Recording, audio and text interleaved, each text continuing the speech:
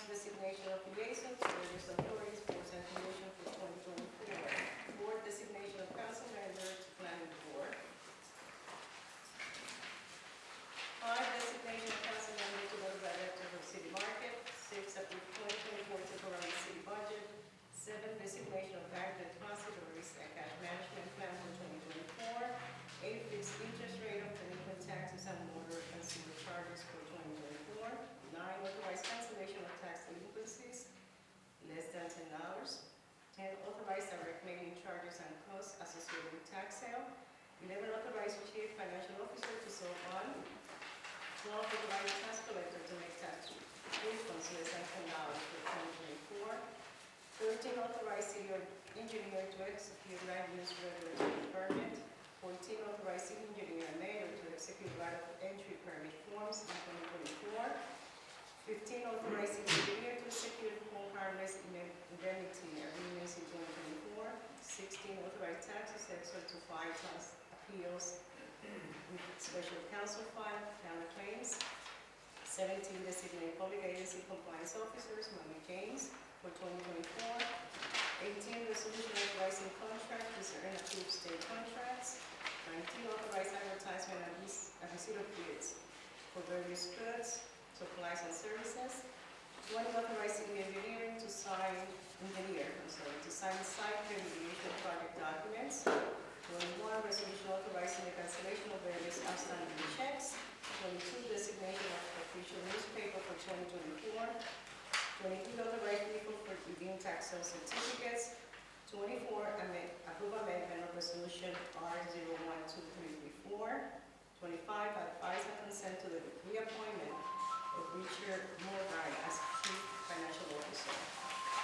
Then we have for the comment to remember city council agenda review session. The next one will be Wednesday, January 17th, 2024 at 5:30, immediately followed by the council meeting. At this time, the meeting is called to order. Councilmember Anderson. Here. Councilmember Castaneda. Here. Councilmember Fleming. Here. Councilmember Gaskins. Here. Councilmember Socorro Ludwig. Here. Council Vice President Egan. Here. Council President Escobar. Here. Please be advised that the notice requirements of the Open Public Meeting Act has been complied with and satisfied, and that the annual notice, which takes sufficient notice of the time and place and conduct of all public meetings to the municipal council of the city of New Brunswick, has been filed with the city clerk, has been placed on an appropriate bulletin board in City Hall, and has been transmitted to the official newspaper for the city of New Brunswick, namely the Home News Tribune. I pledge allegiance to the flag of the United States of America and to the republic for which it stands, one nation, under God, indivisible, with liberty and justice for all. At this time, since, I just want to wish everybody a Happy New Year, and let this year be filled with hope, love, community, and unity. Thank you. Motion to accept the minutes. Second. Councilmember Anderson. Yes. Councilmember Castaneda. Yes. Councilmember Fleming. Yes. Councilmember Gaskins. Yes. Councilmember Socorro Ludwig. Yes. Council Vice President Egan. Yes. Council President Escobar. Yes. Madam Clerk, has the correspondence has been directed to the appropriate departments for further action? Yes, Council President, the correspondence received by the City Clerk's office have been forwarded to the appropriate departments for further action. Thank you. We have ordinances on first reading. We have an ordinance 012-401. It's an ordinance to amend and supplement the revised general ordinances of the City of New Brunswick, Title 2, Administration and Personnel, Chapter 2.28, Officers and Department Heads, Compensation. This is in reference to council members' compensation. Before we go on with the meeting, Mr. Shammy, can you just give us a brief summation of what is it that we're trying to do here with this ordinance? Yes, Madam Council President, members of council, the proposed ordinance before council for first reading tonight proposes to increase the salaries for the city council members, including the council president, whoever that may be, at any particular time. Currently, the city council salary is $13,500 per council member and $14,000, an additional $500 stipend for that individual who serves as the president. The proposed ordinance would increase the annual salary to $17,250 after the effective date of the ordinance, assuming it gets adopted on second reading, to $17,250, and then again in January of 2026, the increase would go to $21,000. Additional $500 per the ordinance for that individual who serves as council president. Thereafter, on January 1st, 2028, and then each even numbered year until January 1st, 2034, the salaries would increase by $1,000. So in effect, on January 1st, 2034, the top-out salary, if you will, for council member would be $25,000, and for the council president would be $25,500. Thank you. On that, I will entertain a motion to move this, move the ordinance. Oh, I'm sorry, move the ordinance sitting down, what is that there? Right on. That's it. January 17th, 2024, same date to be advertised is 5:30 p.m. Second. Councilmember Anderson. Yes. Councilmember Castaneda. Yes. Councilmember Fleming. Yes. Councilmember Gaskins. Yes. Councilmember Secor Ludwig. Yes. Council Vice President Egan. Yes. Council President Escobar. Yes. At this time, we have resolutions 1 to 25. Do any of my fellow council members have any questions or any comments on the resolutions? At this time, we are going to open the meeting to public comment on the resolutions only. You have up to 5 minutes per person, round time up. Any member of the public who wishes to speak on the resolutions, please approach the council.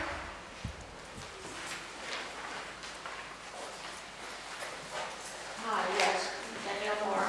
Happy New Year's, to everyone. Good to be back, but like I said, it's only one people with a happy face. I will first start on number 3, due to where I noticed something a little different with this lineup than it was last year. I know we have a city council member that used to go to the traffic meeting. So what's going on with that? Due to where we haven't even, out of the past 6 months, we haven't even really been having a full traffic meeting. So is that why I don't see a council member assigned to traffic? Mr. Chairman, I don't think that we have had a representative of the traffic meetings. In Mason, we have never had that I recall in my. Right. There has never been an official designated council member to the traffic commission. Obviously, council members, anyone could attend the public meeting. Yes. Okay, well, that's the way maybe he was volunteering, but don't, I know out of the past last year, it was to a council member, and like I said, a couple of times, I did see him, so, okay, now that I know, well, bless your heart, I'm not really pronouncing your name, council member, your name, but due to where, yes, I know I did see you at a couple of meetings before. Then, like I said, where I froze a lot, I'm just very disappointed to see, wow, with you council members being assigned to certain things, and plus being a council member, I feel I don't even see any of you really doing a lot for the city, where I say me, myself, and I do way more than you council members do, and I would give it to Mr. Crowder as well, too, with checking on things, making sure things are done the right way. But like I said, very disappointment where I pray, like you said, we will see a better new year, with starting off with you council members, checking out things, making sure they're appropriately. Like I said, wow, for what you do, I surely don't think your pay is really worth it. Thank you, Ms. Danielle. Happy New Year to you, sir. Mr. Carter. Good evening, Council. Charlie Cradaville, New Brunswick today. I'll also start by wishing you Happy New Year, all of you, everyone here. Only a couple items to ask about on this agenda. Number 3, the appointments as liaisons. I was just a little, I guess, surprised to see Mr. Egan getting appointed to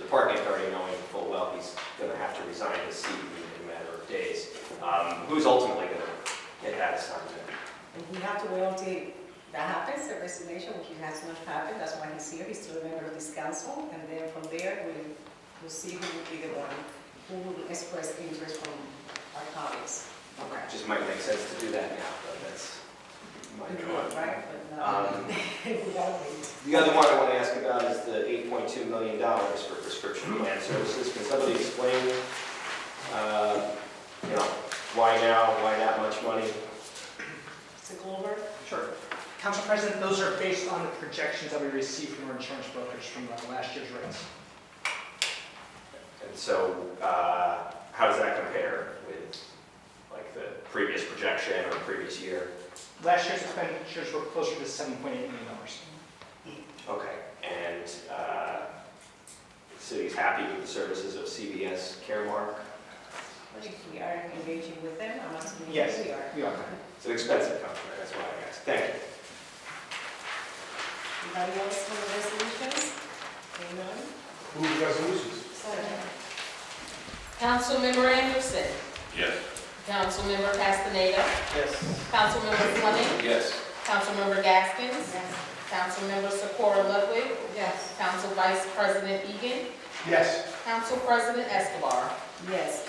Before we go into the public portion part of the meeting, I just want to say, obviously, tonight, our colleague Kevin Egan's last meeting with us, and I just want to express my gratitude for your commitment to the city, to our residents. It has been a pleasure being with you for 13 years already. It has been working with you, and I know that now that you transition to the state legislature, you will do even more for the residents of New Jersey everywhere. So I thank you, Thank you. for all you have done. I don't know if anybody else wishes to say something. I do. I want to thank you also, Kevin. You've been a role model. You've been a staunch supporter for the community here. And I know now that you're moving into the Assembly in the 17th District, you're going to do much more for a broader scope of people. Thank you for your service to the city. Just want to congratulate you. We know your door is always going to be open. We know we always give you a call. Like I said before, we're almost like the, Yeah. hope you find somebody up the Thank you. legislature. I'd like to congratulate Kevin. I've actually known him since he was in 3rd grade. That's true. And he's always been a very good man and always had an opinion on something. It was good to keep us going up here. So congratulations and good luck with everything. You're going to do a great job. Thank you. You'll still be around. It's a long time. Thank you. Thank you all. Yeah, congratulations, Kevin, and, we'll still see each other around the way. Yeah. Absolutely. But thank you. Yeah, thank you.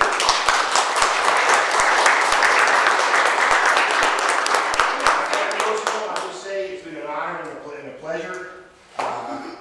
In politics, you don't see eye to eye with everybody. Nobody ever gets 100% of the vote. But as long as you try your best and try to do the right thing for people, you can put your head on the pillow at night. To all the department heads and everybody that works for the city, keep up the good work. Keeps getting better. Thank you.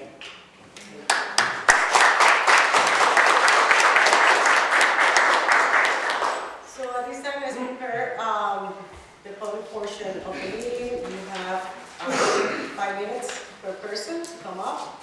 If any member of the public wishes to address the council, please approach. Hi, yes, Danielle Moore. First, I would say, after just being in the hospital, checking on my mom, I would say be safe, everyone, to where the hospitals are overcrowded with COVID-19, flu virus, stomach virus, or SVP, the different type of thing, due to where Robert Wood Johnson cannot keep up. But I advise everybody to please be safe. Now, then, due to where, like I said, I had a good start, trying to end 2023 with good news. It was good to see how the community came together, showed love. It was good to see the police department, our council members, our churches, our fire department helping others. Like I said, I see good things, and like I said, I posted, it was good to see. But wow, did it end the correct way? No, it did not. But I'm going to jump due to where I think Keith Jones and Mr. Alex from inspection, due to where a very serious situation with rats on the corner of Oxford Street and French Street, due to where helping out exterminator over there. I did talk to Mr. Dean and the business owner. I thank them too for taking the time to responding to this. Because like I said, born and raised, 47 years, New Brunswick was never like this until these nasty people you allow here. Then the next thing I'm gonna speak on is due to where I didn't get a chance to file the charges, but believe me, I will be filing harassment charges against these New Brunswick police officers ending with N35GFX, black vehicle, and the other vehicle T79AZE. I'm tired of New Brunswick police harassing me. I am not no damn criminal. I am a good resident, and I'm just tired of them circling around me. Due to a while, I was just trying to enjoy my birthday, December 29th, and wow, they just come over there starting riding around circle. I was on French Street and I got the video. Then I come over there, oh, we heard that somebody's drinking in public.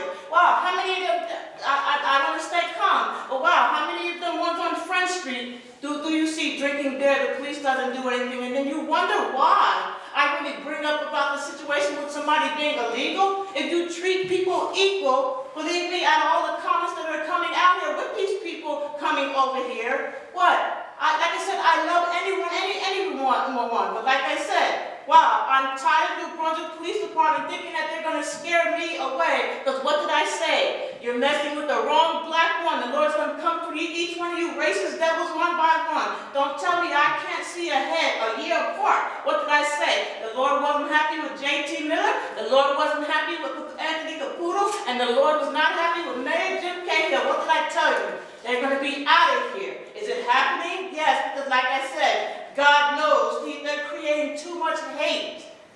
Come on, like I said, if New Brunswick stop judging people by the color of their damn skin or where they're from, all you think about is Rutgers, New Brunswick would be a better place. And please, like I said, I look at good things too, but like I said, I'm getting damn tired of it with New Brunswick Police Department. I mean, like I said, I got the videos. What, do they give out tickets over there on Front Street? No, they don't. They act like they do. All you gotta do is give a false name. What, the people don't even go to doggone court? But then you, please, like I said, you wonder why I keep bringing up this situation with illegal, because I'm going through the same case due to where, what, like I said, they can do the crime? So what is New Brunswick law? And I say it every time. What, you can do whatever the hell you want as long as you're not black? And like I said, do you really think Channel 12 News would let me say live on TV, ooh, how blacks are treated different if I didn't show them evidence, videos of other people sending me, ooh, wow, how are they allowed to do that? And the police don't do nothing to them.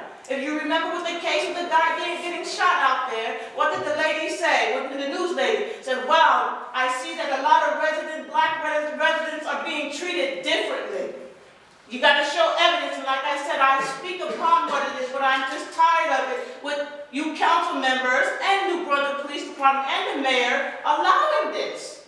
We want peace, equal, love each other. Like I said, like I told them that night, leave me alone. When I went down to the church, had fun for my birthday with the public serving the food, and what, I brought the food up that way on Townsend Street to show love.